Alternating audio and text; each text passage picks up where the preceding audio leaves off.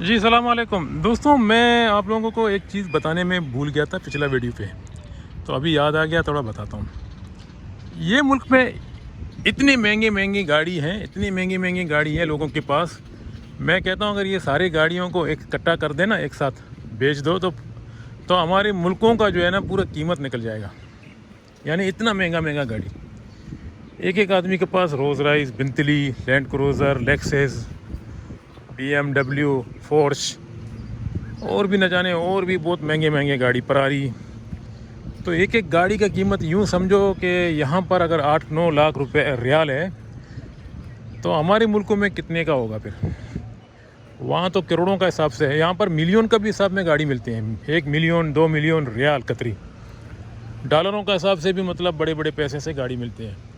बहुत महंगे महंगे गाड़ी है और गाड़ी भी इतने हैं कि अगर एक बंदा बड़ा पैसा वाला आदमी है ना, उसके पास 10 गाड़ी होगा, एक चलाता होगा और 9 जो है ना स्पेयर में घर में पार्क करता होगा। यानी इतना गाड़ी है। चले मैं आप लोगों को एक चीज़ और बताता हूँ। ये देखें, ये जितने जो गाड़ी, ये मतलब ये जो आम तौर पर जो लैंड क्रूज़र है या निसान पेट्रोल है, ये तो आम आदमी के पास है।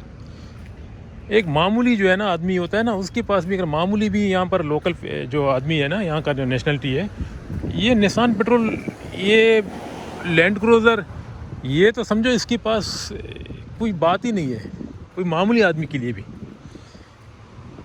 यहाँ पर सिर्फ रोज़ राइस, बेंटली जिसके पास है, अगर लेक्सस गाड़ी इसके पास है तो फिर वो थोड़ा सा गिनने में आ जाता है कि उसके पास गाड़ी है। बाकी लैंड क्रूज़र को तो ये लोग एक जर्नल टाइप का गाड़ी समझते हैं, जैसा आम आदमी के पास होना चाहिए।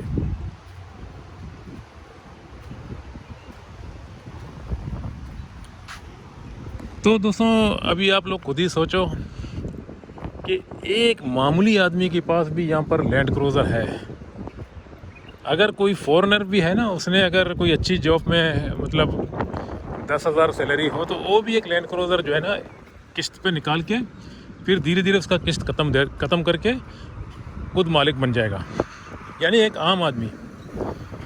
लेकिन शर्त ये है कि उसकी क्वालिफ़िकेशन अच्छा हो, उसकी जॉब जो है ना अच्छा मिले, फिर उसकी जॉब अच्छा हो, मतलब 10,000 सैलरी से ऊपर हो तो फिर वो इन चीज़ों में हिस्सा ले सकता है।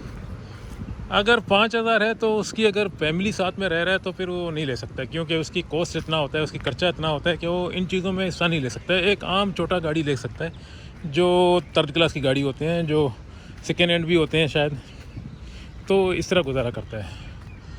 तो दोस्तों, अभी मैं धीरे धीरे चलता हूँ ये समंदर की साइड में।